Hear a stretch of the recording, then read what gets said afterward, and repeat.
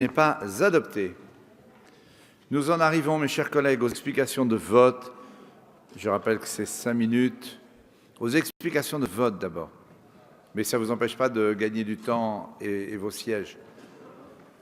D'abord, Monsieur Stéphane Demilly pour le groupe UDI Agir Indépendant.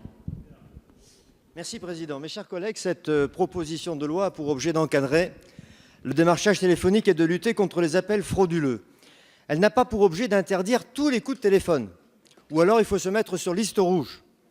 La proposition de Christophe Naegelen, soutenue par le groupe UDI Agir et Indépendant, se veut claire, opérationnelle, avec des sanctions renforcées tout en impliquant davantage les opérateurs dans le respect des règles sur le démarchage téléphonique. Adoptée à l'unanimité en commission, je souhaite que cette proposition soit également plébiscitée dans cet hémicycle. J'ai bien entendu dans nos échanges ce matin, par ailleurs très intéressants, qu'elle ne réglait pas tous les problèmes. Elle n'a jamais prétendu que ce serait le cas. Elle vise d'ailleurs, reprenez le texte, à encadrer le démarchage téléphonique, pas à l'interdire complètement. Je l'ai dit tout à l'heure, le mieux est souvent l'ennemi du bien. La grande valeur ajoutée de ce texte est d'inclure les opérateurs téléphoniques dans la lutte contre le démarchage téléphonique frauduleux. C'est une étape qu'il faudra sereinement et objectivement évaluer, voir son efficacité au bout d'1 ou 2 années pour savoir s'il faut effectivement l'amender. Nous l'avons dit, le système Blocktel lancé en juin 2016 n'est absolument pas satisfaisant.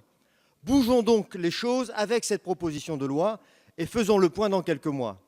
Alors bien entendu, si on vote un texte de loi pour se faire plaisir ou pour faire plaisir et que derrière les contrôles ne sont pas effectués pour vérifier l'effectivité des mesures, ce sera par évidence un échec. C'est d'ailleurs pour cela, comme je l'ai dit ce matin, que la répression des fraudes doit être dotée de moyens suffisants pour agir en conséquence et bien sûr faire respecter la loi. Nos concitoyens en ont marre de se faire harceler au téléphone. Nous l'avons tous dit ce matin, alors soyons cohérents maintenant et soutenons unanimement cette proposition de loi. Merci, Monsieur Demilly.